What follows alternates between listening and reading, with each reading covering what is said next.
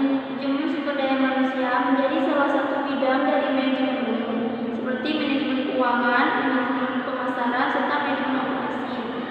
Manajemen sumber daya manusia ini menjadi bidang kajian penting dalam perusahaan karena problem yang dihadapi perusahaan bukan hanya persoalan bahan mentah, modal, alat kerja, dan produksi saja, tetapi juga problem sumber daya manusia yang notabene adalah pihak yang menjalankan dan mengelola faktor-faktor produksi sekaligus merupakan tujuan dari kegiatan produksi itu sendiri. Pengertian manajemen sumber daya manusia adalah personnel management is the planning, organizing, directing, and controlling of the procurement, development, depreciation, integration, and maintenance of the people for the purpose of contributing to organizational, individual, and social goals. Manajemen personalia adalah perencanaan, pengorganisasian, pengarahan, pengawasan kegiatan-kegiatan pengadaan, pengembangan pemberian kompensasi, pengintegrasian, pemeliharaan karyawan atau pegawai agar tercapai tujuan-tujuan individu, organisasi, dan masyarakat. Pernyataan dari Filippo tersebut menyamakan pengertian manajemen sumber daya manusia sama dengan manajemen personalia.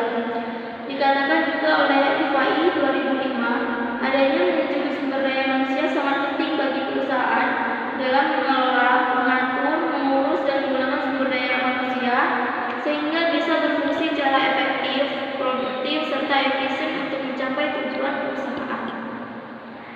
Pendapat Mondi dan Noy, manajemen sumber daya manusia atau human resource management merupakan penyalahgunaan sumber daya manusia untuk mencapai tujuan perusahaan. Kemudian Anthony Kadmar dan Karov mengatakan bahwa manajemen sumber daya manusia memiliki berbagai macam tugas berkaitan dengan usaha untuk memiliki, melatih, mengembangkan, memotivasi, mengorganisasi, dan memelihara karyawan perusahaan. Diungkapkan oleh Cascio bahwa setiap manajer yang bertanggung jawab terhadap sumber daya manusia harus memperhatikan hal-hal seperti mengangkat staf, mempertahankan karyawan, mengembangkan karyawan, menjaga ketaatan dan ketertiban karyawan, serta meningkatkan kemampuan perusahaan.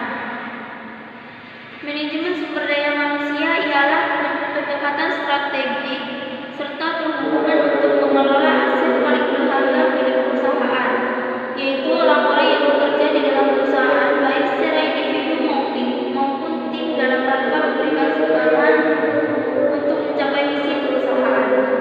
Penjelasan di atas menunjukkan bahwa manajemen sumber daya manusia meliputi kemampuan dan potensi yang dimiliki pimpinan dan karyawan dalam sebuah perusahaan. Karyawan tidak boleh diperlakukan sebagai mesin dan perlu disadari bahwa karyawan adalah mempunyai potensi dan bakat yang terus dapat dikembangkan untuk kepentingan perusahaan. Setelah dikembangkan, maka pimpinan perlu menciptakan suasana yang kondusif untuk dapat mengaplikasikan kemampuannya dalam perusahaan. Namun, pengaplikasian manajemen sumber daya alam sendiri bukan hanya dilakukan di perusahaan saja. Dalam sebuah organisasi, manajemen sumber daya alam juga menjadi aset penting agar tujuan organisasi yang ingin diraih dapat tercapai. Dalam buku manajemen sumber daya manusia untuk mahasiswa dan umum, penjelasan mengenai manajemen sumber daya manusia pada sebuah organisasi dalam upaya meningkatkan efektivitas sumber daya manusia yang ada akan dijelaskan secara rinci. Selanjutnya, fungsi manajemen sumber daya manusia. Tugas manajemen sumber daya manusia adalah untuk mengelola manusia seefektif mungkin agar diperoleh suatu satuan sumber daya manusia yang saling memberi manfaat. Manajemen sumber daya manusia merupakan bagian dari manajemen umum yang memfokuskan pada sumber daya manusia. Manajemen sumber daya manusia sendiri merupakan sebuah bidang studi yang mempelajari bagaimana peranan serta hubungan manusia yang ada dalam membantu mencapai tujuan dari organisasi maupun perusahaan. Pada buku berjudul Manajemen Sumber Daya Manusia oleh Melayu SP Hasibuan ini, konsep manajemen sumber daya manusia akan dijelaskan secara mudah serta terstruktur untuk relevan. Pada prinsipnya, fungsi manajemen sumber daya manusia ini mencakup berbagai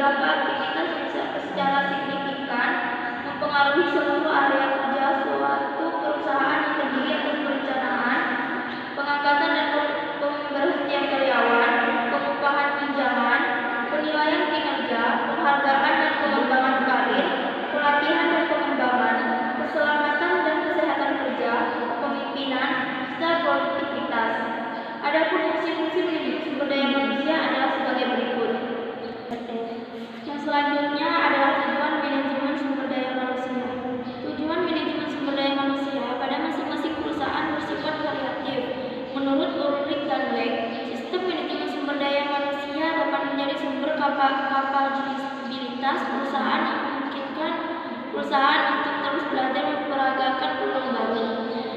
Kasbe memberikan pendapat bahwasannya tujuan manajemen sumber daya manusia adalah memberi pertimbangan manajemen dalam membuat kebijakan sumber daya manusia untuk memastikan bahwa perusahaan memiliki karyawan atau pegawai yang memiliki kinerja tinggi, selalu siap mengatasi perubahan, serta memenuhi kewajiban sebagai pekerja secara legal. Tidak hanya itu, tujuan selanjutnya adalah menerapkan dan menjaga semua kebijakan dan prosedur sumber daya manusia yang memungkinkan perusahaan mampu mencapai tujuannya. Peranan adanya manajemen sumber daya manusia sendiri secara garis besar adalah untuk mencapai tujuan perusahaan yang melibatkan tenaga kerja manusia yang ada di dalamnya, yang bukan hanya cakap, terampil, namun juga harus memiliki kemauan serta kesungguhan dalam bekerja secara efektif dan efisien. Hal tersebut yang dibahas dalam buku berjudul Manajemen Sumber Daya Manusia Perusahaan oleh Taufik Rahman. Namun, secara khusus manajemen sumber daya manusia ini memiliki tujuan sebagai berikut: mengembangkan sistem kerja dengan kinerja tinggi yang meliputi proses perekrutan, seleksi, sistem insentif, serta pengembangan manajemen dan aktivitas pelatihan yang terkait dengan kebutuhan perusahaan. Pengembangan praktik manajemen dengan komitmen tinggi yang menyadari bahwa karyawan atau pegawai adalah stakeholder dalam perusahaan yang bernilai dan membantu mengembangkan iklim kerja sama dan kepercayaan bersama. Memastikan bahwa persamaan kesempatan tersedia untuk semua. Artinya, ada keterkaitan saling menguntungkan antara perusahaan dengan karyawan. Memastikan bahwa karyawan atau pegawai dinilai serta dihargai atas apa yang telah dikerjakan dan dicapai.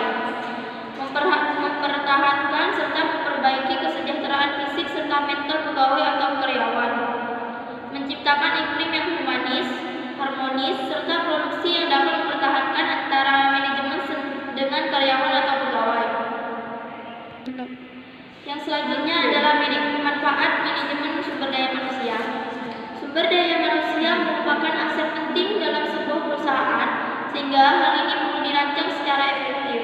Beberapa manfaat yang bisa diperoleh dari manajemen sumber daya manusia antara lain: perusahaan dapat memanfaatkan sumber daya manusia yang sudah ada secara baik.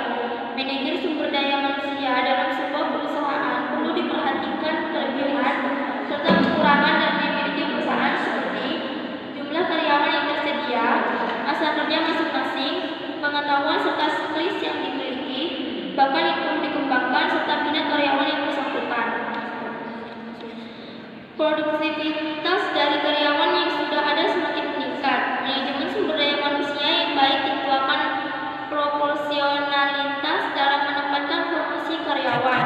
Terlalu banyak karyawan juga tidak baik untuk perusahaan dan bisa berdampak menurun semangat karyawan. Kekurangan karyawan juga tidak baik untuk perusahaan, akan mengakibatkan pekerjaan terhambat. Jadi harus tepat. Penentuan kebutuhan tenaga kerja atau karyawan. Kebutuhan akan tenaga kerja di masa mendatang, baik dalam arti jumlah maupun kualifikasinya, untuk mengisi formasi tertentu dan menyelenggarakan aktivitas baru. Perusahaan yang sudah besar perlu dimiliki perencanaan yang strategik. Pemanfaatan serta kebutuhan sumber daya manusia pada masa mendatang bisa meliputi jumlah karyawan yang dipromosikan menduduki jabatan yang tinggi, berapa lowongan yang kosong, jumlah karyawan yang dibutuhkan dalam waktu tersebut, tinggal jumlah kebutuhan pegawai yang berkualitas. Yang selanjutnya adalah ruang lingkup sumber daya manusia.